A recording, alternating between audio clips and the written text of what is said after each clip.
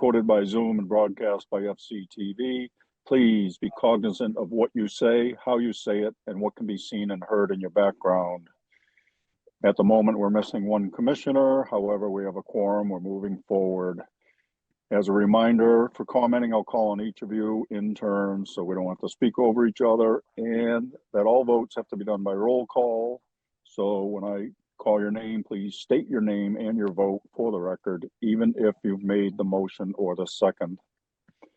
To our public participants, at any time during this meeting, you may enter any comments or questions via the chat function. At the appropriate time, they will be read into the record. If you'd like to be heard on a specific hearing, let us know via the chat function. Then at the appropriate time, I will call for public comment. When you are selected, you will be moved into the hearing as a participant. As such, you must have your video enabled, be succinct, and respectful of others. Public comments will be limited to 3 minutes each. Regarding RDAs, under a request for determination of applicability, the applicant is asking the Commission to determine if the provisions of the Massachusetts Wetlands Protection Act and/or the Falmouth Wetlands Bylaw apply to their proposed project. A negative determination is that the provisions of the Act and/or the bylaw do not apply. Therefore, the project may proceed as proposed. However, a positive determination means that the provisions of the Act and/or the bylaw do in fact apply and/or may require some conditions. Therefore, the project would require a notice of intent application. So as an applicant, you kind of want to hear a negative determination. And for the benefit of anyone waiting for a particular hearing tonight, and so that you're not waiting unnecessarily, the following hearings are expected to be continued: 28 Cape Codder, 24 Willis Lane, and 110 Ransom Road. On that note, first up are requests for continuance under notice of intent. First request, Thomas Cooney, Cape Codder Condominium Trust, 28 Cape Codder Road, Falmouth, Mass, for permission to conduct vegetation management. Jen? Yes, Mr. Chairman, the applicant is requesting a continuance until May 15th. We are meeting the applicant's representatives out in the field on Friday. So moved, Carla Hawks. Gladfelter, second. All right, we have a motion and a second to continue this till May 15th. Questions or comments? No. All right, we're voting on the continuance. Betsy? Gladfelter, aye. Matthews, aye. Kevin? O'Brien, aye. Maury? Carla Hawks, aye. Ron? Driscoll, aye. Steve? Patton, aye. It is unanimous with this quorum. We have continued this hearing until May 15th. Next request is Sarah Chirano Flores, Nutter, McLennan and Fish, LLP, 24 Willis Lane, Falmouth, Mass, for permission to reconstruct an existing licensed dock and to remove a timber wave break. Jen? Yes, Mr. Chairman, the applicant is requesting a hearing until May 22nd. They're still working on that shellfish survey. So May 22nd. Carla Hawks, so moved. Gladfelter, second. All right, we have a motion and a second to continue this hearing until May 22nd. Questions or comments? We're voting on the continuance. Betsy? Gladfelter, aye. Matthews, aye. Kevin? O'Brien, aye. Maury? Carla Hawks, aye. Ron? Driscoll, aye. And Steve? Patton, aye. It is unanimous with this quorum. We have continued this until May 22nd. Next request is Yari Hubaru, trustee, Hubaru Trust, 110 Ransom Road, Falmouth, Mass, for permission to raise, RAZE, an existing single-family dwelling and construct a new single-family dwelling, install a new Title V sewage disposal system, and install mitigation plantings. Jen? Threw that on the ground. Jen, you there? Yes, I am, Mr. Chairman. I Oh. apologize. I just tossed it to the floor. The applicant is requesting a continuance until May 15th. So moved, Harlow Hawks. Gladfelter, second. All right, we have a motion and a second to continue this until May 15th. Questions or comments? All right, we're voting on the continuance. Betsy, Gladfelter, aye. Matthews, aye. Kevin, O'Brien, aye. Maury, Harlow Hawks Eye. Ron, Driscoll, aye. Steve. Patton, aye. It is unanimous with this quorum. We have continued this hearing until May 15th. Next up are requests for determination of applicability. First up, Robert Lattis, 35 Peyton Place, Falmouth, Mass, for permission to replace 4 piles and decking on an existing licensed pier. Alyssa, Staff recommends a -2 under the state and bylaw. Resource area boundaries are not confirmed. Harlow Hawks, so moved. Gladfelter, Patton, second. ooh, we have a motion and competition for seconds to accept staff's recommendation. Questions or comments? All right, I we're voting. rescind my second. Nothing, sir. All right. Your turn next, Steve. We have a motion and a second to accept staff's recommendation. We're voting on to accept staff's recommendation. Betsy, Gladfelter, aye. Matthews, aye. Kevin, O'Brien, aye. Maury, Harlow Hawks Eye. Ron, Driscoll, aye. Steve. Patton, aye. It is unanimous. We have accepted staff's recommendation. Next up, Amy Lowell, Town of Falmouth, Nantucket Sound and 0 Grand Avenue. Map and parcel ID is 46B-03-003-000, Falmouth, Mass, for permission to conduct 7 geotechnical test borings. Alyssa, Staff recommends a -3 under the state and a -2 under the bylaw. Resource area boundaries are not confirmed. So moved, Harlow Hawks. Mr. Chairman, I believe Amy Lowell is here with her Second. project team that they want to share their screen just to show the board where these borings will be Understood. located.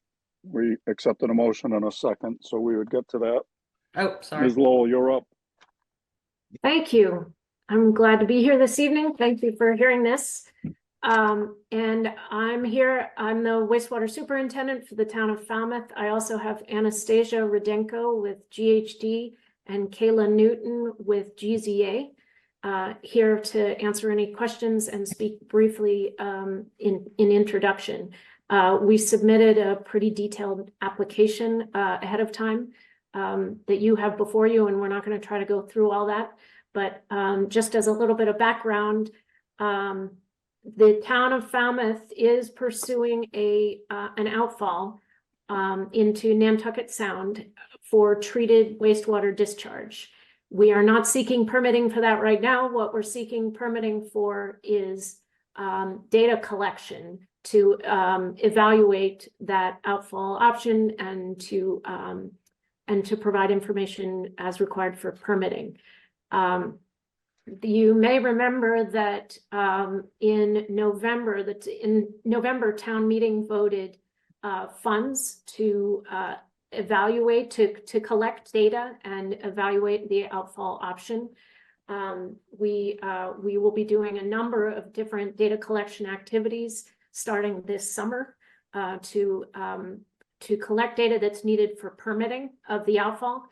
And the soil borings are, we plan to do the soil borings this fall, starting this fall. And we are doing those primarily to collect data that would be needed to, number one, evaluate the cost, and number two, design the outfall were we to proceed, if we are to get all the permits for it ultimately. So tonight we're here for an RDA for the soil boring work only to provide the information for design. And I will turn it over to Anastasia to introduce the soil boring locations and scope. Thank you, Amy. So as outlined in your packet, the boring program is comprised of 7 borings. One is onshore at Kite Park, and then proceeding at approximately 500 feet out for the remainder 7. As Amy stated, the purpose of these borings is to collect subsurface information along the proposed length of the outfall. Each boring will be approximately 100 feet, and the casing for the boring, the actual borehole is about 6 inches in diameter. And I just wanted to stop and see if there were any questions on the proposed program. Mr. Chairman, Sir, 6 inches? It doesn't sound like a lot considering. Yeah. So the I'm actual, the scientist, I'm hole, sorry. yeah, 100 feet with 6 inches, yes. right? So a 6-inch diameter that goes 100 feet into the ocean. So the purpose is to have a little hole, and it's very similar to the borings that are taken for the sewer construction on the road. A small diameter hole that takes boring samples at different depths so that we can characterize those subsurface conditions.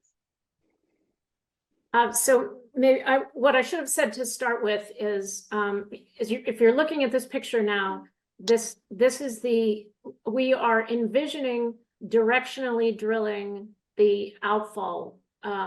If the town were to get an outfall permitted, we are envisioning starting directionally drilling from Kite Park is the location on land that you see there for the first soil boring, and staging from there out into the ocean.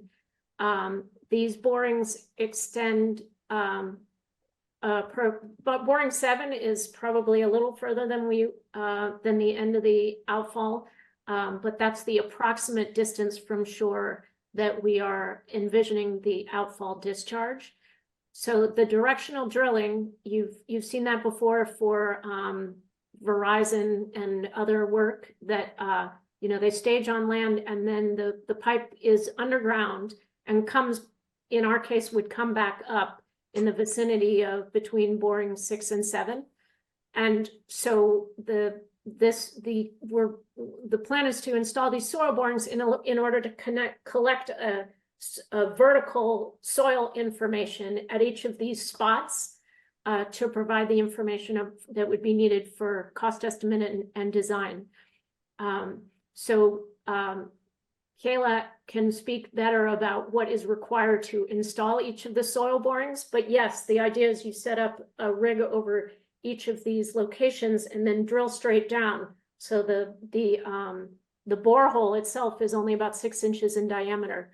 But there is a larger rig that needs to be set up over it in order to put that boring in the ground.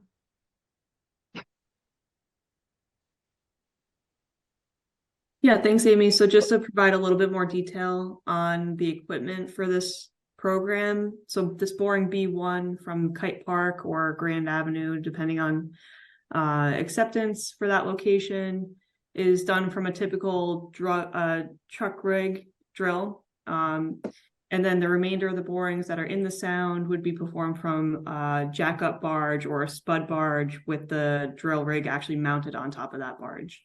So it's like typical to what you see for an offshore drilling program.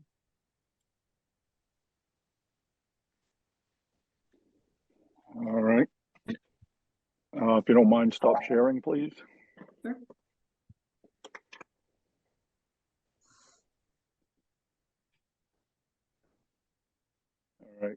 All right.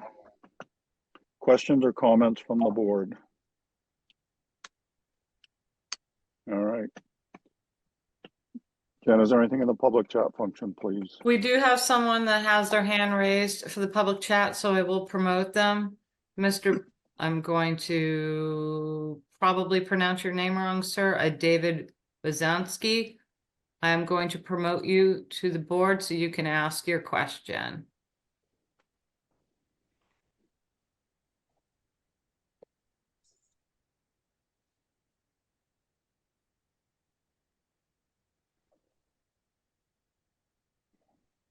Jen, did you put somebody up? I just tried to. Wrong person. There we go. There we go. David? You need to unmute yourself and put a camera on, please, if you have one. All right, I'm unmuted at the moment, but I don't have a camera icon. Where's that now appearing? Well, if you look to the bottom, Oh, bottom left. I see it, I see it. So good evening. Thank you for recognizing me. I had to join as a panelist, so there was a pause there. Yep. I recognize that this is not a meeting to approve the actual project. That's something that will be, I'm sure, before the conservation as well as the town in the future. My question about the test borings, specifically the one in the kite park, I understand, I know that it will be a relatively large standard type drilling rig that'll be placed in the kite field, and only a small hole will be drilled, as was done in Heights Beach parking lot for the wind boring. My question is, will the kite field be returned to normal from the point of view that, any ruts that the truck creates or digging that has to be done? We can, yes, we will have that in the contract with the contractor or handle that through the town DPW. Right, and once again, all these borings are basically just to determine the suitability for this site for the outfall pipe. Is that correct? Suitability and to provide information. So if we were to go out to bid for this project, we would need to provide the information about the soils along the route in the bid documents to the contractors, so that they could evaluate the difficulty of this project at this location. It also, Understood. yes, it also helps us confirm what we believe, which is that directional drilling will work well at this location. We wouldn't get to the point of going out to bid before confirming this in the field. Right. I'm familiar with the directional drilling from the wind cables that they were intending to put in as well. The last question is that one particular location, that beach, although it's not a very sandy beach, it is an exposed beach and is often impacted by southerly storms. Will that impact the determination as to whether or not that site's suitable for the outfall pipe? No, it will make the drilling operation and the HDD operation are both affected by weather and can be, delayed or prolonged due to weather. But once the pipe is in the ground, there is not a weather concern for a weather or a storm surge related concern for the pipe. Okay, you've answered my questions. Thank you very much. Excellent. Jen, anything else in the public chat function, please? Nothing else in the public chat, Mr. Chairman. All right. Any other input, Amy, Anastasia, or Kayla? All right. I did want to clarify, we emphasized it's a 6-inch borehole. There is a rig that sets up at each of those locations to install the boring. So there is a temporary impact at each of those locations, but it's a temporary impact. I just didn't want to leave with the impression that the only disturbance is to a 6-inch area. All right. We have a motion and a second on the table to accept staff's recommendation. Any other questions or comments? All right, we're voting to accept staff's recommendation. Betsy? Gladfelter, aye. Matthews, aye. Kevin? O'Brien, aye. Maury? Carlo Hawks, aye. Ron? Driscoll, aye. Steve? Patton, aye. It is unanimous. We have accepted staff's recommendation. Thank you, Amy. Thank you, Anastasia. Thank you, Kayla. Thank you, Mr. Bazinski, for participating. Thank you. I appreciate the opportunity. Good night. Good night.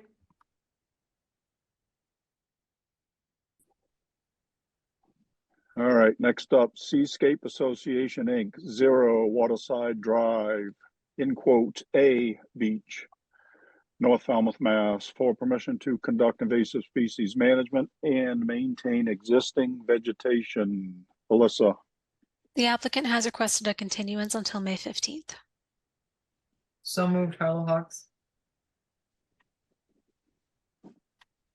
Patton Second second. O'Brien. guys are getting slow. I don't know what's up with that. All right, we have a motion and a second to accept staff's recommendation to continue this to 5:15. Questions or comments? All right, we're voting on the continuance. Betsy, Gladfelter, aye. Matthews, aye. Kevin, O'Brien, aye. Maury, Harlow Hawks eye. Ron, Driscoll, aye. Steve. Patton, aye. It is unanimous. We have continued this matter until 5:15. Next up, Jeffrey Oppenheim, trustee of Cedars Trust, 123 Adamancet Road, Falmouth, Mass, for permission to install mitigation plantings in accordance with the order of conditions for Mass DEP number 25-4391. Alyssa, Staff recommends a -3 under the state and a -2 under the bylaw. Resource area boundaries are not confirmed. So moved, Gladfelter. Driscoll, second. Patton second. wow, I like it. We got competition going. All right, we have a motion and a second to accept staff's recommendation. Questions or comments? All right, we're voting to accept staff's recommendation. Betsy, Gladfelter, aye. Matthews, aye. Kevin, O'Brien, aye. Maury, Harlow Hawks eye. Ron, Driscoll, aye. Steve. Patton, aye. It is unanimous. We have accepted staff's recommendation. Next up, Nancy Benjamin, trustee, 136 Bayshore Drive, North Falmouth, Mass, for permission to upgrade the existing sewage disposal system to meet Title V standards. Alyssa, Staff recommends a -3 under the state and a -2 under the bylaw. Resource area boundaries are not confirmed. So moved, Harlow Hawks. Gladfelter, second. all right, we have a motion and a second to accept staff's recommendation. Questions or comments? All right, we're voting to accept staff's recommendation. Betsy, Gladfelter, aye. Matthews, aye. Kevin, O'Brien, aye. Maury, Harlow Hawks eye. Ron, Driscoll, aye. Steve. Patton, aye. It is unanimous. We have accepted staff's recommendation. Next up are continued requests for hearing under a notice of intent. All hearings of the Falmouth Conservation Commission are held simultaneously under the authorities of the Massachusetts Wetlands Protection Act and the Falmouth Wetlands Bylaw. Although a single decision of the commission is issued, it represents a separate decision under each authority. As a reminder, public commenting is limited to 3 minutes. So I encourage you to stay within the purview of this board, which are the rules and regulations of the Wetlands Protection Act and the Falmouth Wetlands Bylaw, and how they pertain to a particular application. The chair reserves the right to stop any commenting that is disparaging or inconsequential to the hearing. First up, Cape Codder has been previously continued, which brings us to Nathan Perry, 196 Metoxet Road, East Falmouth, Mass, for permission to raise, R-A-Z-E, an existing single-family dwelling and construct a new single-family dwelling with a deck, porches, and rinse station, relocate an outbuilding and shed, and install dry wells. Jen. Yes, Mr. Chairman, I have promoted Mike Borselli to present his continued project. I'm Night. sorry, before you, Mike. quorum. The quorum excludes Courtney, Steve, and Ron. Perfect. Mr. Borselli, you're up, sir. Thank you, Mr. Chairman. Members of the commission, for the record, Mike Borselli, Falmouth Engineering, and I represent the applicant, Nathan Pieri. Mr. Pieri is in the audience.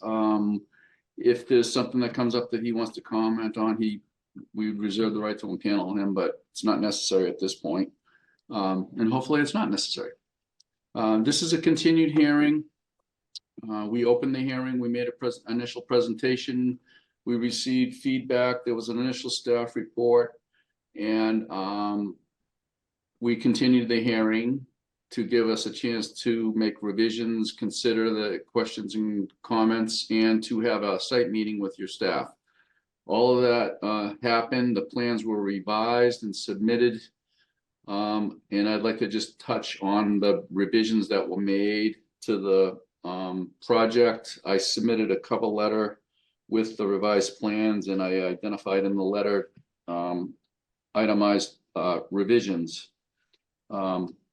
First is there was some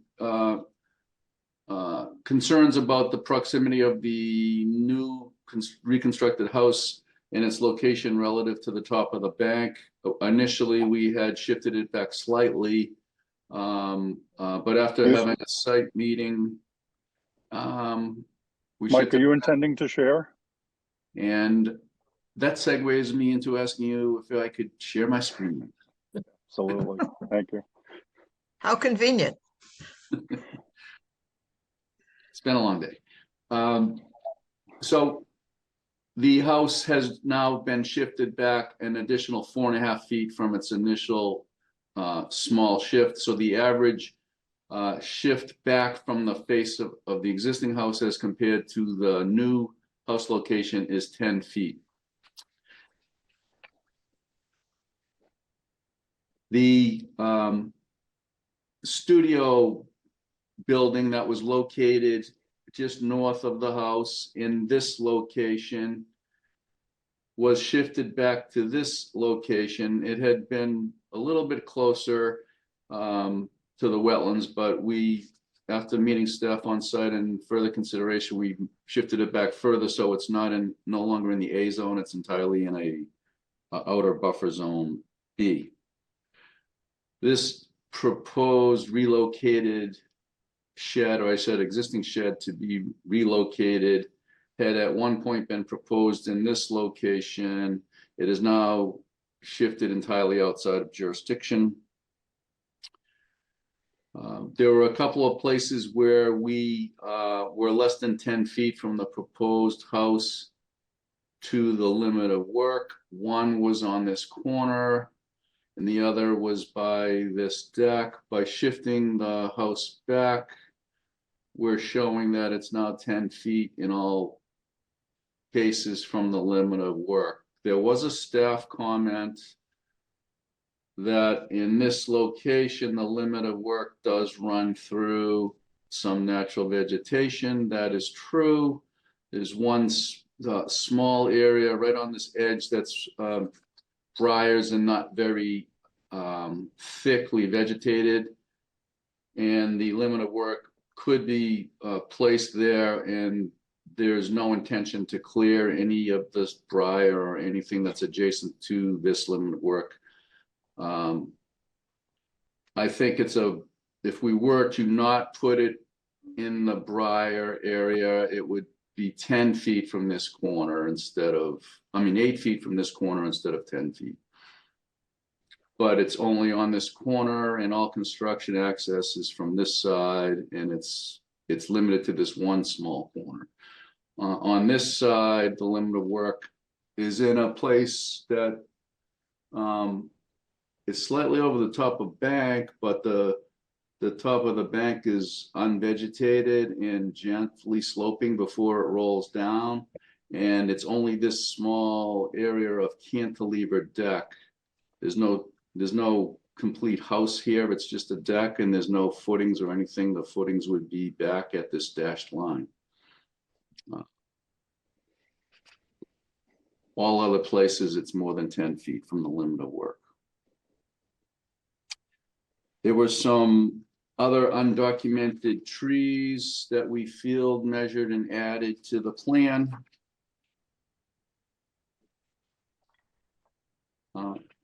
After the site meeting with staff, although Mr. Pieri does not want to, or wanted to, I guess, try to salvage this 16-inch oak, it seems as though because of some of the larger limbs that sort of stretch out in a southeasterly direction, they would be hanging over the new house.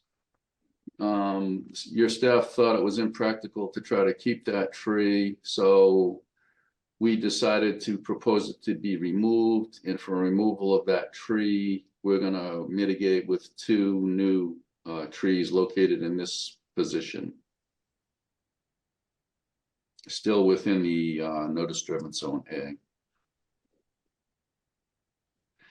There was also evidence of a white pine approximately 5 inches in diameter. There was a stump here that had been removed sometime in the past.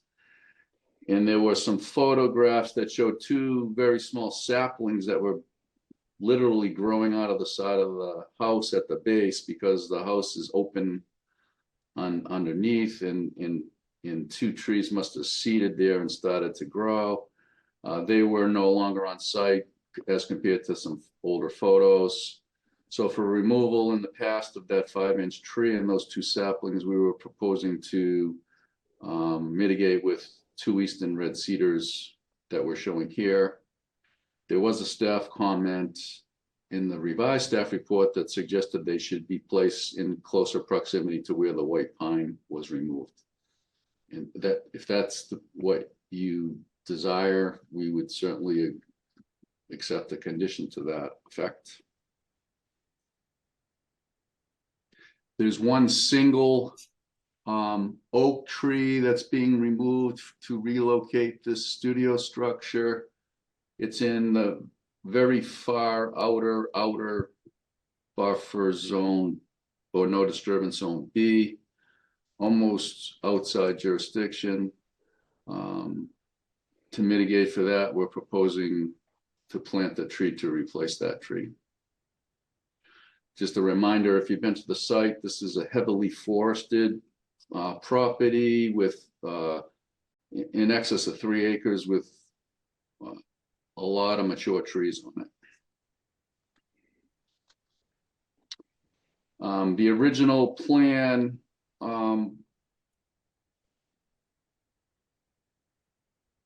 for walkways and adjustments to the driveway appeared to lead to nowhere.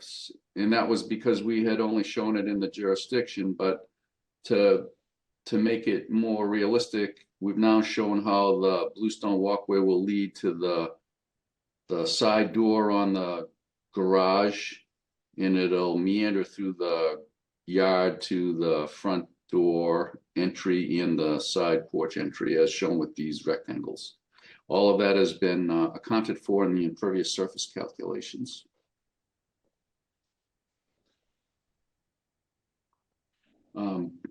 By shifting the house further back, the view that the Pieris have appreciated looking downriver from their deck is further compromised. So we were reviewing this with staff on site and to demonstrate why we were so resistant to shifting the house back further. But I think we came to a conclusion that we could work with staff and prune some of the white pine limbs and branches that are starting to project out here. There's a grove of white pine, and some of the branches are projecting out to try to maintain that view down river. So we added this notation and shaded area to the plan. The impervious calculations, because of the shift and other things that we did, there was never a requirement or need to provide mitigation planting for increases in impervious surfaces. The same remains in this revised plan. We also included in the letter construction methodology. I won't go through that. It's documented in the letter.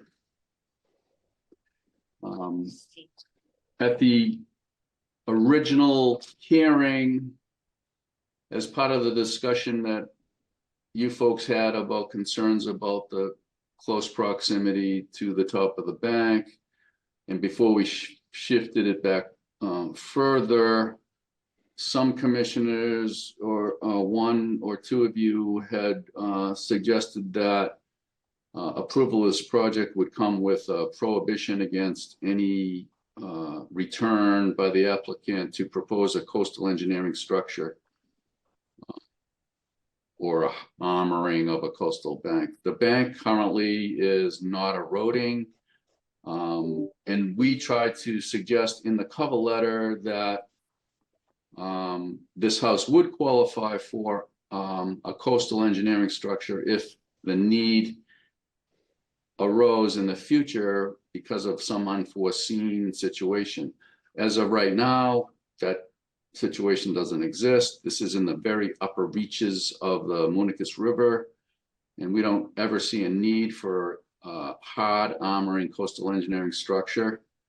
But it was mentioned in the hearing, and we were concerned enough to request in the cover letter that there not be a condition placed on the project, because that would make it a potential concern for the future. But I wasn't clear on what we may do at most, and it would not be a coastal engineering structure in the strictest sense or the classical sense of the term, which would be like a seawall, riprap, vertical buffer, or some hard armored solution. The only thing that we may want to do in the future is, if the need arose, would be to do some planting on the bank to stabilize it, or at most perhaps some fiber rolls if it became necessary. Right now,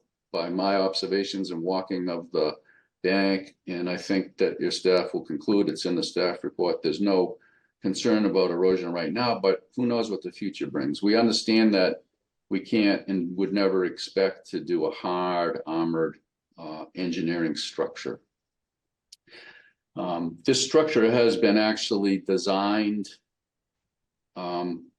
so there is a potential to move the house back if need be relatively easily, although not without significant expense, because this is a pile supported structure. It's open. And if the need arose because of some unforeseen significant storm event that was threatening the house, and these soft solutions would not be effective, the house can be jacked up and shifted back. So we would never expect to be able to come back to you and propose revetment as an example. But the applicant has considered the risks and is willing to accept the potential risk for some future unforeseen storm event that could cause erosion, such that he'd have to shift the house back further and lose the view, and he's willing to take on that risk and would prefer that it be in the position it's in now, that does in fact include another shift from what you originally saw. I think that sums it up, and I'm happy to take questions. Thanks, Mike. Jen? Yes, Mr. Chairman, thank you. Mike, I'm not sure if we mentioned it, but the architecturals still show the breakaway panels. I saw that in the staff report. There will be no breakaway panels. Okay, we're gonna need revised plans. Absolutely. And I'm uncomfortable closing it before the revised architecturals, but the board can decide if they want to just condition the revised architecturals. Either way, we will not sign off on that building permit until we receive the revised architecturals that delete the breakaway panels. Can I share my screen again, Mr. Chairman? Because yes, sir. I don't see where you're referring to the breakaway panels. This plan shows the Oh, piling. wait, do they not?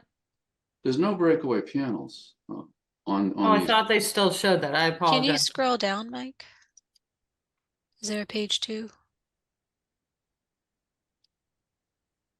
Oh, there's these elevations, and there's also a cross section, which is probably something we should take a quick look at. So this shows where the pilings are and how the building's cantilevered and how it's open below. I'll try to zoom in. I don't see any breakaway panels. But I don't see any notes about it either. yeah, but I can assure you, we understand that there cannot be breakaway panels. And these pilings are going to be driven a significant depth. You can see the relationship of the top of the bank to the pile supported house. Mike, it's on a note on page 1. If you scroll back up. On this page? No, the pages before. If you zoom into the left elevation, there's an arrow right between that and the chimney. Am I going in the right Yep, position? scroll down. Next to the word left elevation. This house is to be supported on pilings with breakaway panels. That should, So maybe it's just a note. It's a note, but there's no panels, but it's absolutely understood there'll be no breakaway panels. That note Okay, can, Mike, we're still gonna need the revised architecturals prior to signing off on the building permit. oh, absolutely. You know, we can get you the revised plans Okay, in short, very shortly. thank you. Thanks, Mike. And the limit of work, to meet the 10 feet, we went further into the vegetated buffer. I know how you said that you have no intention of going into the briars. With all due respect, Mike, you're not the builder. Once you get the order of conditions, you know, kind of out of it, and then it takes over the contractor. So in order to meet the 10-foot limit of work, that does not mean that the limit of work gets pushed into that zone A buffer. It means the house is shifted back. So that was kind of unfortunate to see. Well, if I could just speak to that, we walked around that area. I thought you understood what it was like in that corner. And I guess we're asking for a little consideration to provide only 8 feet on that one corner instead of 10, because we've outlined why we would prefer not to shift the house back further. I understand, but I think I was very clear in the field that the house could be shifted back to accommodate that 10 feet. So that'll be up to the board. What else? I did have the conversation with Mike and the property owner to prune some of those white pines. If you stand on that deck and look down, there is a lot of white pines in that area. I thought that, you know, shifting the house back versus maybe pruning the white pines to open up that view that the applicant has enjoyed for the past year or so since he's owned the house, you know, would be a nice compromise. And we can work with the applicant to properly prune those trees out. So that's fine. I'm fine with that. And, you know, Mike, you and I had that conversation when we say there's the house doesn't qualify for protection. It would qualify for plantings and fiber rolls and things like that, but it was the hard armoring that I was trying to get at in that statement. Totally understand, and we have no intentions of proposing it. Okay, and I am in agreement with the staff report that the trees removed from the bank should go back on the bank in the general location that they were removed. We have pictures from right at compliance from an old project that was recently compliance was granted in 2021, something like that. It was fairly recently. We have photos that though there were I believe cedars on the bank, maybe a pine, and they were doing quite well there. So there's no reason to shove them off onto the side. That there's a spectacular view on that property. I don't think 2 or 3 little cedars on the bank is really gonna disrupt the view all that much. We're happy to work with staff on that. And that's all I have, Mr. Chairman. All right. Alyssa, Just a quick note to the commission to discuss if they would like to see the rinse station constructed with or without paneling. It is in a velocity zone. I believe it has been on the site for quite some time. So it would be a reconstruction of the rinse station, but we could also work with the applicant in finding a more velocity zone friendly type of style for their rinse station. Thank you. If I could Thank you. just speak to that, Mr. Chairman, we're open to any other alternative screening material like sailcloth or something of that nature. excellent. All right, commissioner comments. Betsy, No comments. Thanks, Jamie. Thanks, Mike. all right. Mike, thanks for the revisions. Thank you for working with staff. Thank you for being cooperative in a general sense. Kevin, Other than I'm glad that staff and the consultant are working together. I just wish that there were more agreement before being asked to approve finally. That's all. That said, I'm okay. There's nothing serious enough to delay the project. all right. Maury, I just like to make sure that the armoring is nailed down as far as not hard armoring, you know, when we do the order. And thank you for staff for catching a lot of the things there. Yes. Thank you. all right. Jen, is there anything in the public chat function, please? Getting there, Mr. Chairman. Nothing in the public chat, Mr. Chairman. Thank you. All right, any other comments or questions? All right, what are you thinking? Make a motion to close the hearing, take it under advisement. O'Brien second. All right, we have a motion and a second to close the hearing. Anything else? All right, we're voting to close the hearing. Betsy, Gladfelter, aye. Matthews, aye. Kevin, O'Brien, aye. Maury. Carlo Hawks eye.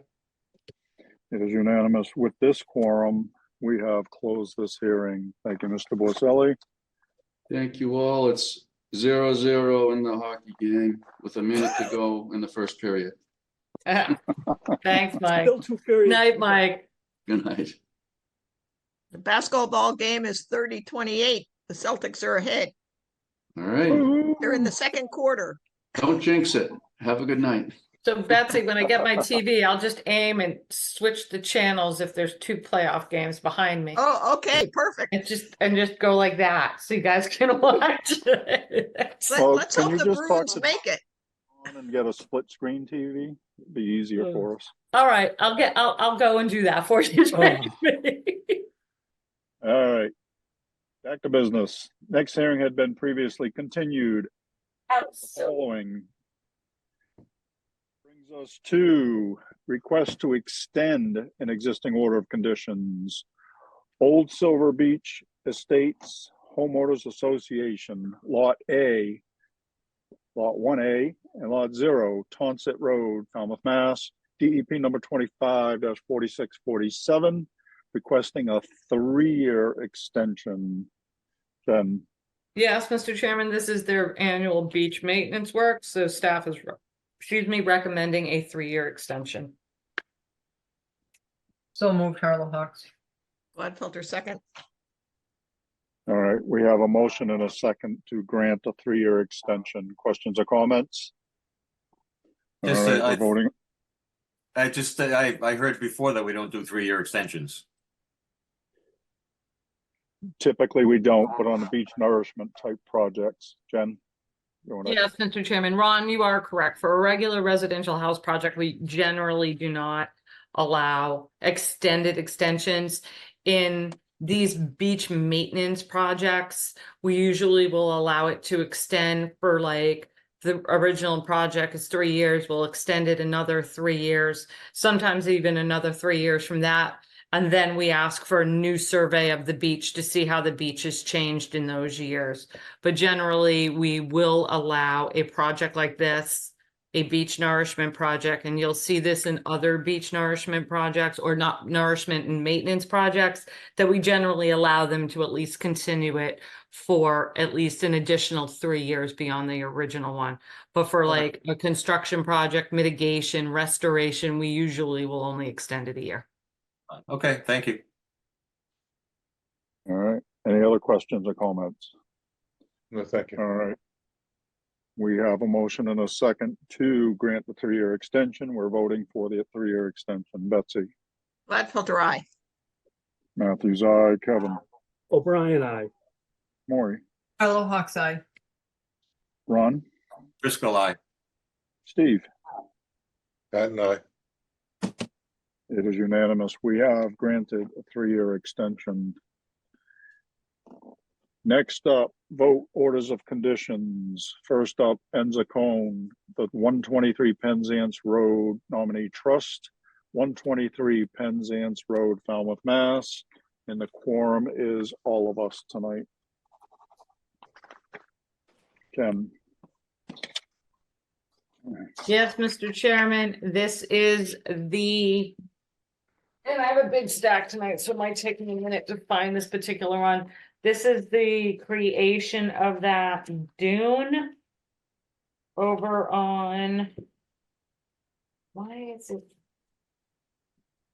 Oh, because they're in backwards order, so these are all on the bottom. Okay, it was the creation of the sacrificial dune. Are they doing beach nourishment too? Nope, it's just the sacrificial dune with the planting of beach grass. They wanted a forever permit. I don't recommend we issue a forever permit.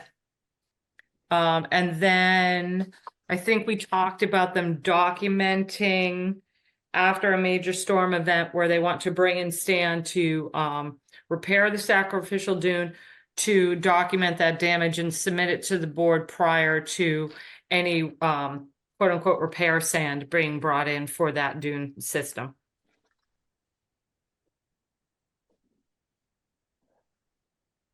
All right. Anybody have anything different, additional? No. That was All right. all. Make a motion to issue an order of conditions as discussed. Carlo Pat Hawks, aye. second. All right. We have a motion in multiple seconds to issue an order of conditions as discussed. Last chance. Anything else? All right. We're voting to issue an order of conditions. Betsy, Gladfelter, aye. Matthews, aye. Kevin, O'Brien, aye. Maury, Carlo Hawks, aye. Ron, Driscoll, aye. Steve. Pat and I. It is unanimous. We have issued an order of conditions.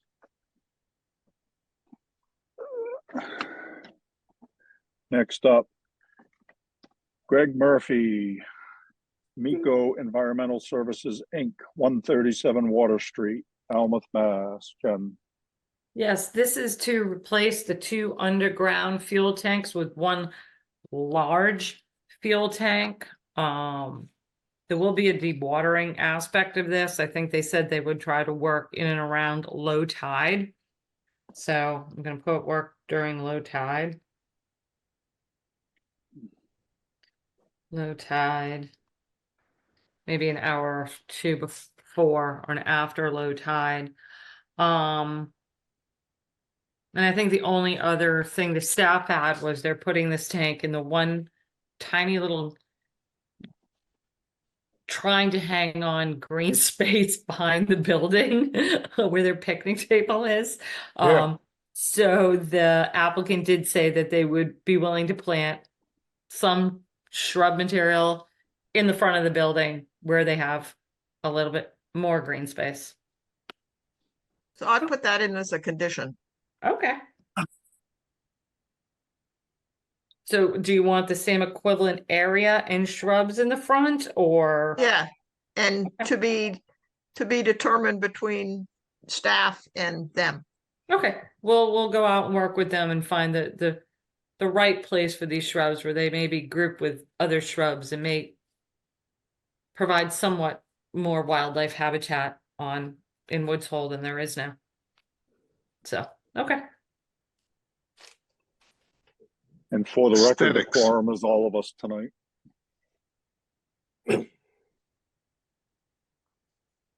All right.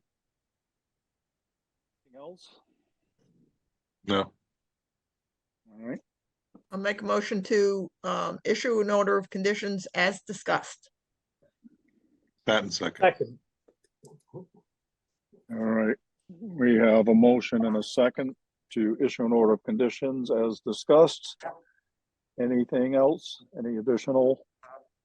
All right, we're voting to issue an order of conditions. Betsy, Gladfelter, aye. Matthews, aye. Kevin, O'Brien, aye. Maury, Carlo Hawks, aye.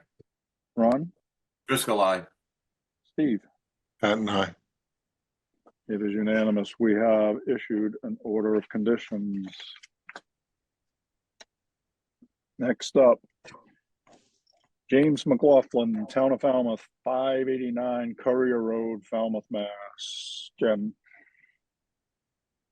Yes, Mr. Chairman, this is the stormwater and access improvements over by the state boat ramp off of Ashumet Pond. They'll be putting in some stormwater systems, a bioretention basin, some porous concrete, and kind of reconfiguring the parking over at the boat ramp. They'll also be doing some plantings in a area that is currently utilized as a sandy beach area. The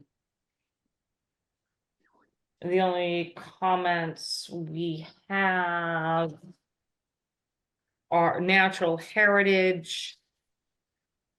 Doesn't want any additional loam on the site. We don't want any switchgrass on the site. So no loam.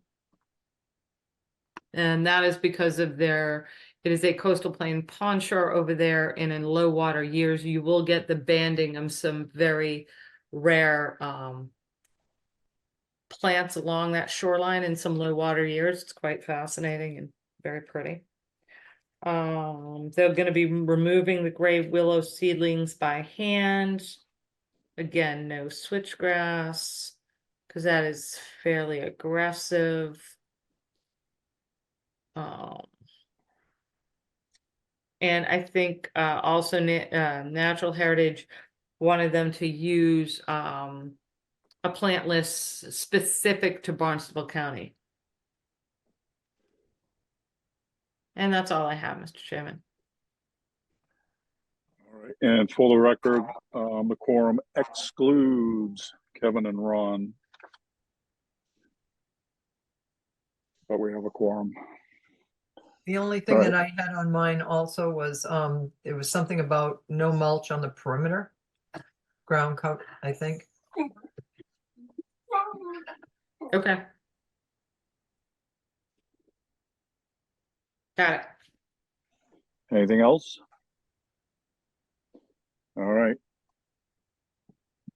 Make a motion to issue an order of conditions as discussed. Carlo Hawks, second. All right. We have a motion and a second to issue an order of conditions. Anything further? All right, we're voting to issue an order of conditions. Betsy, Gladfelter, aye. Matthews, aye. Maury, Carlo Hawks, aye. Steve. Patton aye. It is unanimous. With this quorum, we have issued an order of conditions. Next up, Joyce Bach, Friends of Cedar Lake, Falmouth, Mass. Jen. Yes, Mr. Chairman.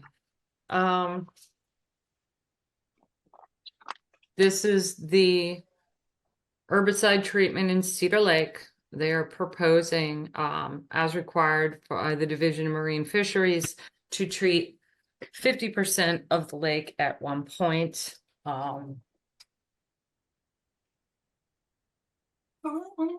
quite frankly, I was very, very discouraged to hear at the hearing that they were going to modify or ask for a modification in the monitoring requirements. We have been working with this group for several months now. Before they submitted their application, we provided them with the DMF guidance on herbicide treatments in aquatic systems, especially in herring runs. They knew very well what the requirements were going to be. It was stated several times in the staff report. We went back and forth with this group on the staff report, on DMF's comments, and at no point during those discussions or back and forth did they ever say that they were going to seek a modification.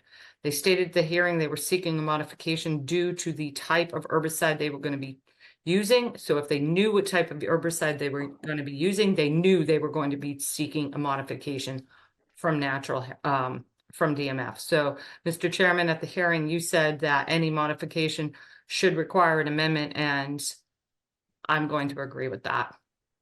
It kind of threw me that they were all of a sudden were going to offer a modification. This is the very first time this type of project's being done in Falmouth. We all want it to be successful. We all want this pond to be healthy. But the way it's been brought or presented to the commission, I just wasn't pleased with.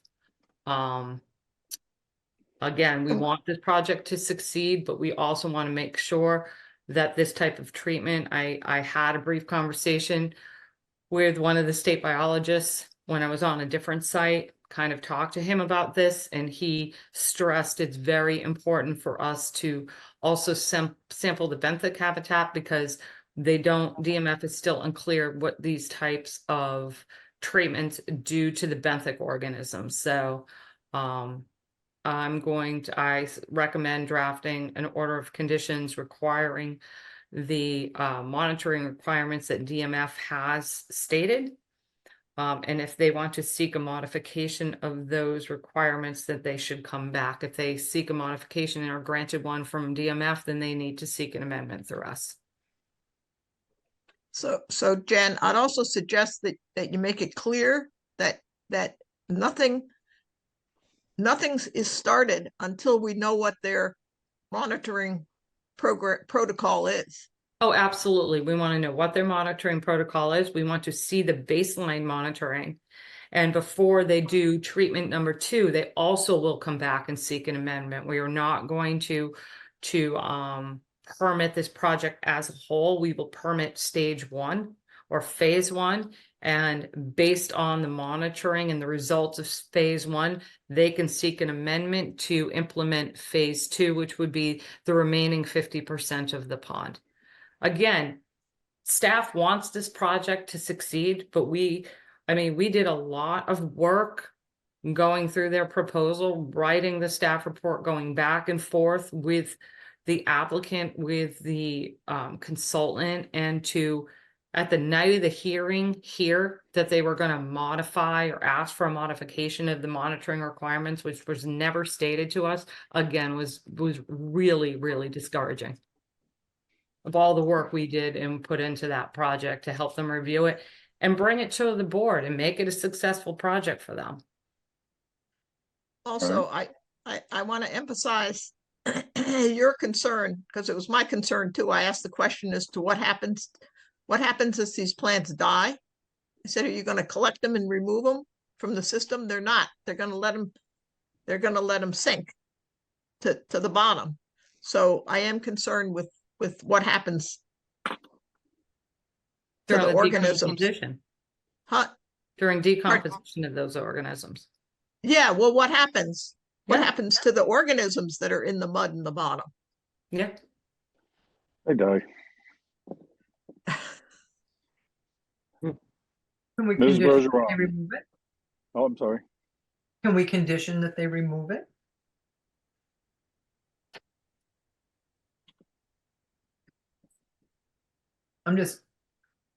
No, I think during the presentation, didn't they say with the removal it would actually spread it? I think it would defeat some of the I think purpose they of did, herbicide. Yeah. If you're using physical stuff to remove it, you're gonna break it up and it's gonna spread. No, that was when I asked if they were gonna do mechanical removal. Just mechanical Once it's removal. dead, How would they remove it without using mechanical, by well, it hand? would, but Yeah. now it's dead. It's not Right. alive. See what happens when it's alive? Then the little shoots can regenerate. But if it's dead biomass, that's what Betsy's worried about, that you're gonna have this blanket of dead, non-productive, it's not gonna regenerate. It's Yeah. Their argument with that is that by doing it, by applying the herbicide in phases, the death of the plant would be in phases. So there'll only be a certain amount at a time in the benthic area. But I'm always worried about, and anything that we're putting into these ponds that settles on the bottom accumulates on the bottom.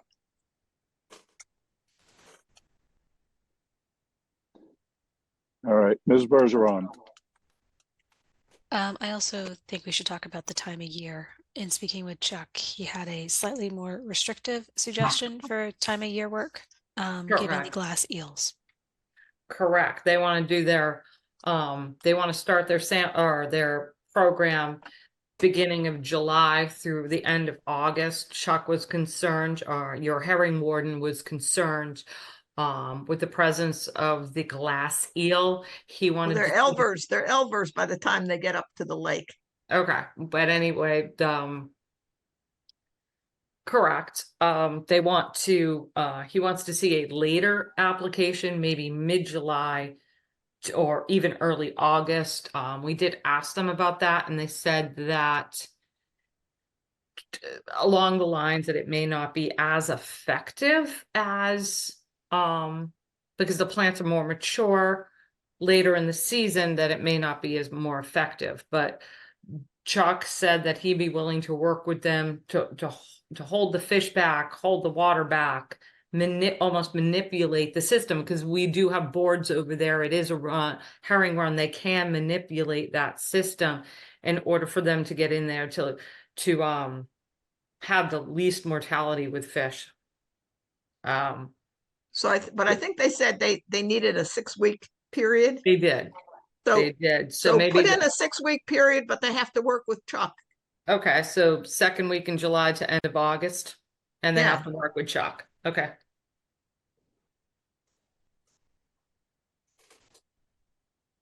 will Chuck have the authority to stop them if he feels that it's gonna be detrimental to the fish? I can put that in as a condition. I mean, Would you like me to put that in as a condition? Yeah, Well, I mean, yeah. Chuck would call you if there's a problem. Yeah, okay. I can give Chuck some authority on that, absolutely. Well, just to be clear though, in a practical manner, what would Chuck say would be about start time more so than stopping something as after it's already started. You know what I mean? Mm-hmm. So that's where it would be important that they coordinate with Chuck for a start Yeah. time. All right, Maury, did you have your hand up? It was the time of year, and Alyssa covered that. Okay. They So only I- have one time a year, and we required two. Yeah, I have another question. Weren't we considering to just have a 1 year? Can we issue a permit for 1 year? We're not issuing a permit so they can do the whole project, are we? No, I said that. They're going to have to, we will allow, in the order of conditions, you will allow treatment area A only. That's 50% of the pond, treatment area A only. And in order for them to do treatment area 2, they have to come must back. come back for an amendment, because we want to see the monitoring reports.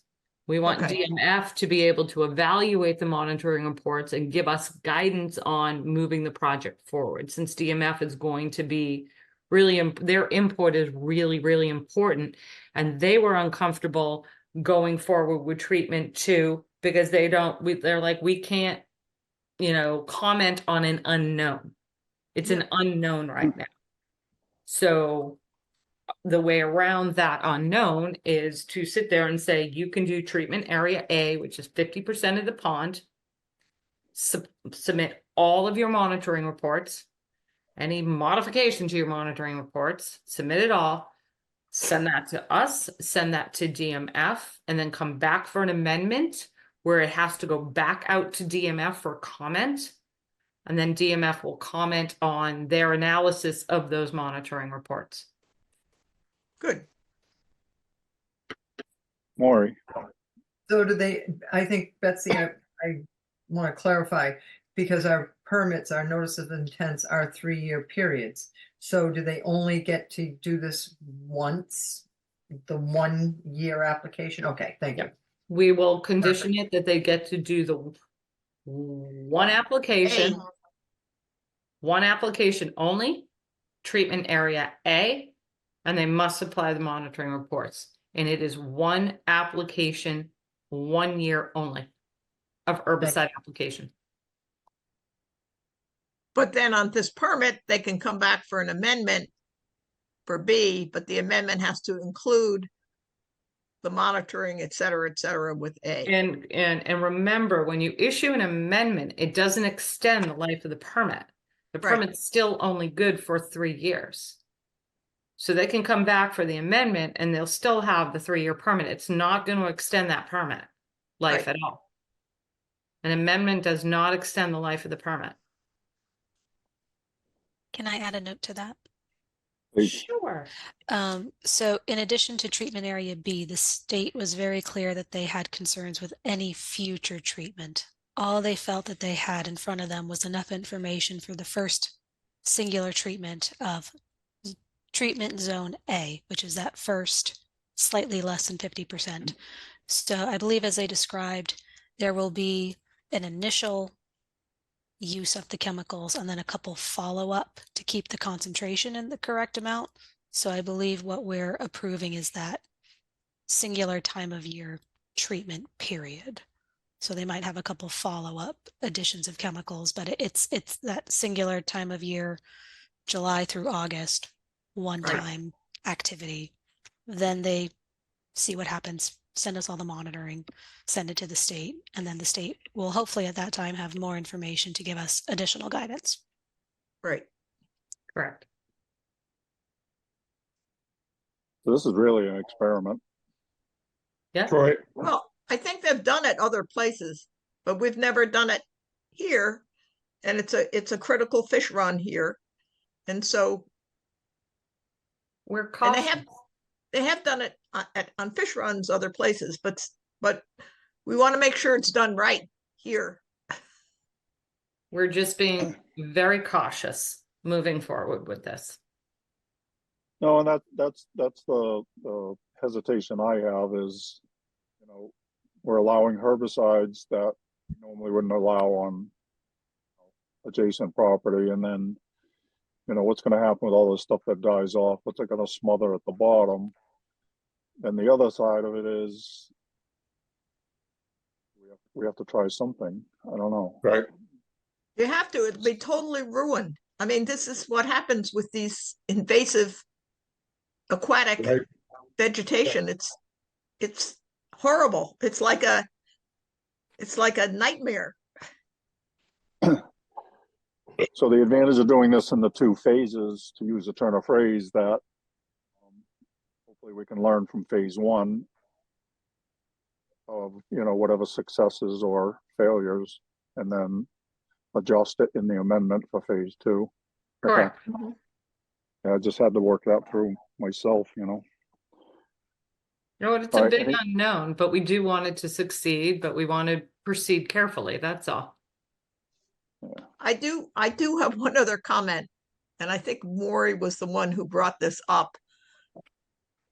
And I don't know if we can require this in the order of conditions, but this is the kind of situation where this got this way because you have fertilizers and road runoff going into this pond. So I don't know if we can have something in the order of conditions that we would also like to see what other measures the applicant has taken to reduce any introduction of nitrogen to this, or any and nitrogen or phosphorus to the system. Can we think put that as that's a condition? I absolutely can, and I think we can add it as a condition, so when they come back for their amendment, they provide us with the additional measures they have taken to reduce the nitrogen into the system. We all know we have a nutrient bylaw in town, and we all know that nobody follows it. Yeah.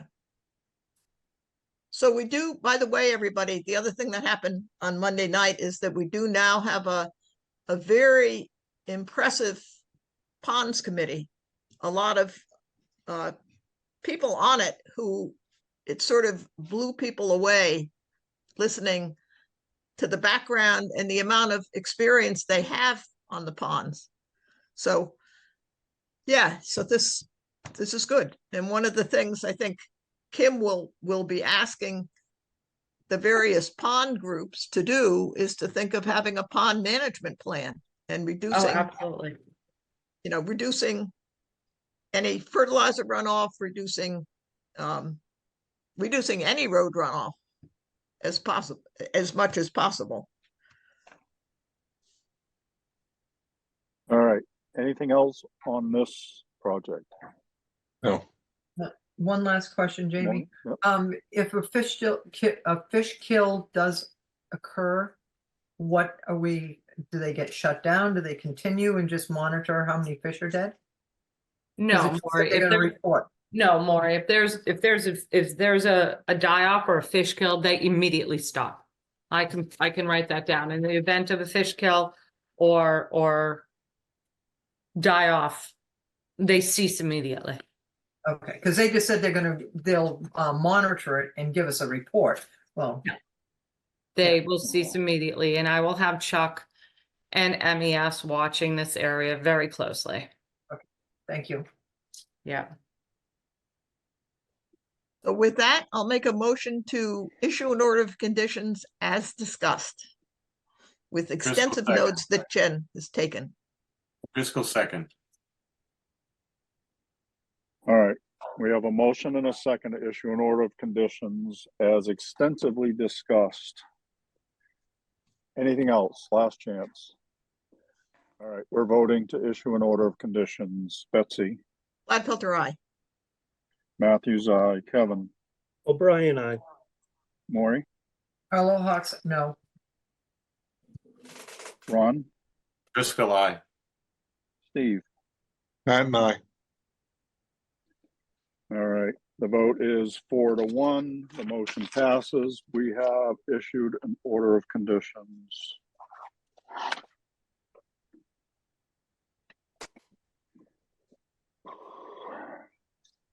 Next up, RT Bowman Builders, 121 Little Neck Bars Road, West Falmouth, Mass. Jen.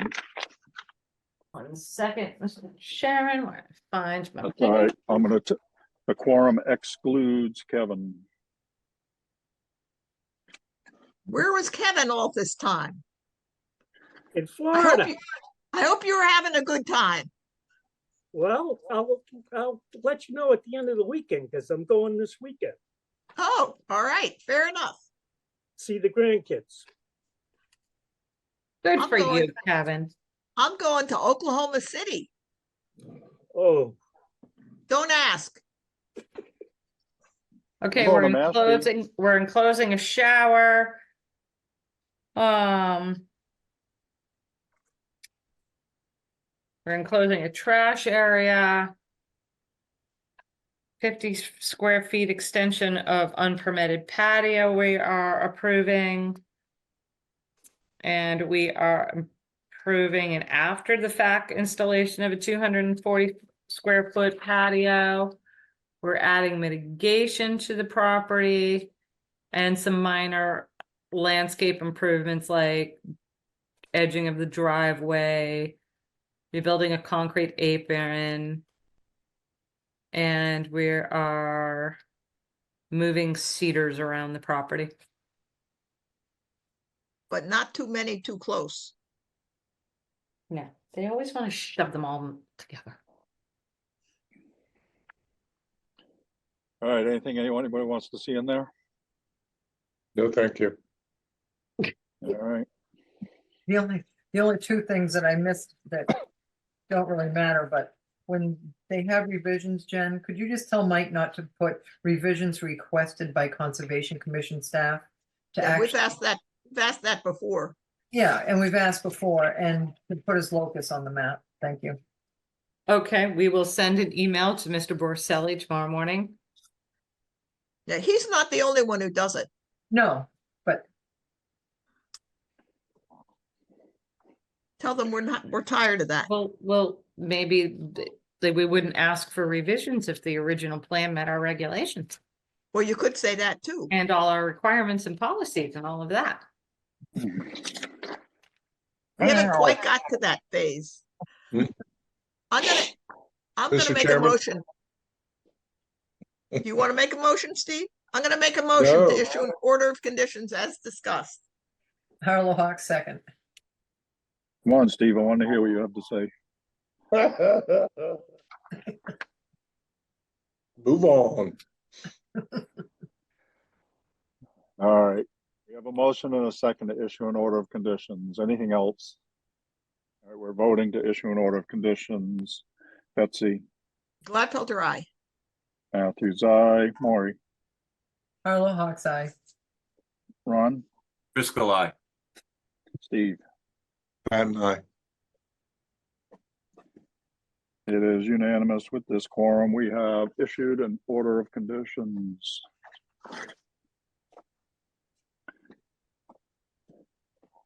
Next up, Philip Chase, 9 Compass Circle, East Falmouth, Mass. Jen, Yes, Mr. Chairman, this is to rebuild the dock. They must reestablish a 10-foot buffer that was required in the previous order. And they are building a kind of a interlocking block retaining wall and bringing in some fill to slightly level off the property. It's a very uneven tree roots property, and they're just trying to make a more usable backyard space.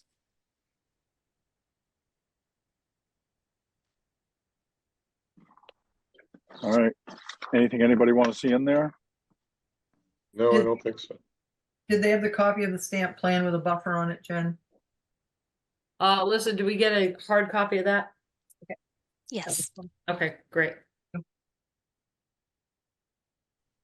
Make a motion to issue an order of conditions as discussed. Harlow Hawk second. All right, we have a motion and a second to issue an order of conditions. Anything else? All right, we're voting to issue an order of conditions. Betsy, Gladfelter, aye. Matthews, aye. Kevin, O'Brien, aye. Maury, Harlow Hawk's eye. Ron, Driscoll, aye. Steve. And I. It is unanimous. We have issued yet another order of conditions. They, I don't they ever seem to, remember seeing this many. I was gonna say, they seem to come in bunches though, don't they? Yeah, this is like a big bunch. And all right, next up, Rami and Ranaya Assad, 50 Landfall, Falmouth, Mass. Jen. This is the garage that is now detached. Mitigation to go along with it. Unfortunately, the mitigation is going on association land. We did get something from the association saying they agreed to the mitigation requirements, but prior to signing off on the final building permit, the staff would like to see the easement agreement between the applicant and the Treetops Association submitted for our records. I agree. And for the record, the quorum excludes Ron and Steve.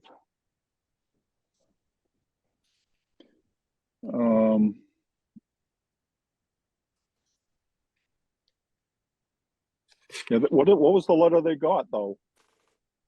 Preliminary? They agreed to, they understand and agree to the planting requirements on association property, but they still need to see his, I think, probably final architectural design. Oh, yeah, yeah, And they yeah. need to enter into some sort of legal agreement between the current applicant, the applicant and the association, since this garage will be going on association property as well as the mitigation plantings. Okay, and that's what you just spoke of being Yeah. a condition. So Yeah, they okay. did write something, submit something to us saying they agree and understand In that principle, planting yeah. requirements need to remain in perpetuity. But they're holding off on their final, I think that something about the design of the garage. Yeah, And okay. also, I think they're gonna require the homeowner or the applicant to be responsible for the mitigation plannings. That's what I thought. But at any rate, they have to get back with something, Yes, but our Okay. part can be done. yeah, but we will not sign the building permit on the garage until we get all those documents. Those Right. signed documents between both parties. Yeah, so I'll make a motion to issue an order of conditions as discussed. Carl Hawk second. All right, we have a motion and a second to issue an order of conditions. Anything else? All right, we're gonna vote to issue an order of conditions. Betsy, Gladfelter, aye. Matthews, aye. Kevin, O'Brien, aye. Maury. Carl Hawk's eye. It is unanimous with this quorum. We have issued an order of conditions. Next up, vote amended order of conditions. First up, Neil and Betty Watanabe, 8 Bridge Street Holdings LLC, 8 Bridge Street, Falmouth, Mass. Jen? Yes, Mr. Chairman, again, trying to create a little bit more of a usable level backyard. They're just proposing a small kind of block wall to level out a small area and add additional plantings on either side, matching the plantings that were already proposed by Blue Flax Design. All right, kind of simple. Anything anybody else have? And for the record, the quorum is all of us. Ms. Bergeron? I just had one note though when I was on site. There were 2 declining trees in the backyard that I think can be permitted to be removed.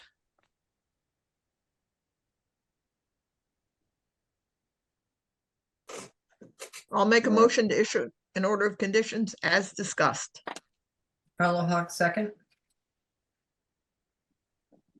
All right, we have a motion and a second to issue an order of conditions. Anything else? No. All right, we're voting to issue the order of conditions. Betsy? Gladfelter, aye. Matthews, aye. Kevin? O'Brien, aye. Maury? Carl Hawk's eye. Ron? Driscoll, aye. Steve? Patton, aye. It is unanimous. We have issued an order of conditions or an amended order of conditions. Next up is Andrew and Joanne Whitus, 39 Juniper Point Road, Falmouth, Mass. And again, the quorum is all of us. Jen? Yes, Mr. Chairman, this amended order is to seek enlarging a previously approved deck. And installing screening trees.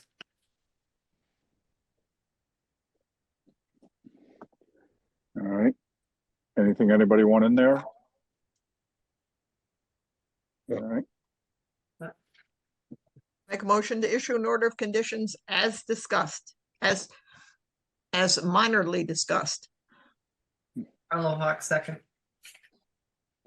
All right, we have a motion and a second to issue an order of conditions. Anything else? All right, we're voting to issue an order of amended order of conditions. Betsy? Gladfelter, aye. Matthews, aye. Kevin? O'Brien, aye. Maury? Carl Hawk's eye. Ron? Driscoll, aye. Steve? Patton, aye. It is unanimous. We have issued an order of conditions. Well, folks, that's it. Who Make wants the last one? Make a motion to adjourn Huddle Hawks. Pat, second. Gladfelter, aye. Matthews, aye. Brian, I. Huddle Hawks, aye. Driscoll, aye. Pat and I. It is unanimous. Night, everybody. All Good night. Good night. adjourned. Good night, Thank you, Betsy. Good night, everyone. guys.